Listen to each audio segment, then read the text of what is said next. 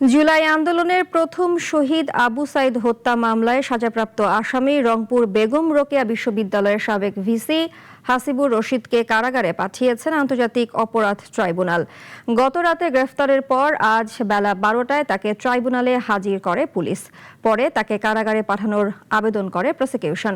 সেই আবেদন মঞ্জুর করে দণ্ডপ্রাপ্ত আসামি ভিসি ডক্টর হাসিবুর রশিদকে আবু সাইদ হত্যা মামলায় গ্রেফতার দেখিয়ে কারাগারে প্রেরণের নির্দেশ দেন ট্রাইব্যুনাল। এর আগে 9 এপ্রিল শহীদ আবু সাইদ হত্যার দায়ে মানবতাবিরোধী অপরাধের এ মামলায় 28 জনকে বিভিন্ন মেয়াদে সাজা দেন ট্রাইব্যুনাল 2। এর মধ্যে প্রধান আসামি হিসেবে হাসিবুর রশিদকে 10 বছরের কারাদণ্ড দেয়া হয়।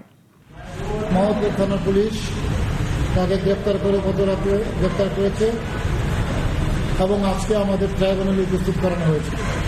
মাননীয় ট্রাইব্যুনাল 2 ওনাকে সাজা পরোয়ানামূলক কেন্দ্রীয় কারাগারে প্রেরণ করেছে। উনি আজকে থেকে সাজাপ্রাপ্ত আসামি এবং উনি সাজা ভোগ করবেন।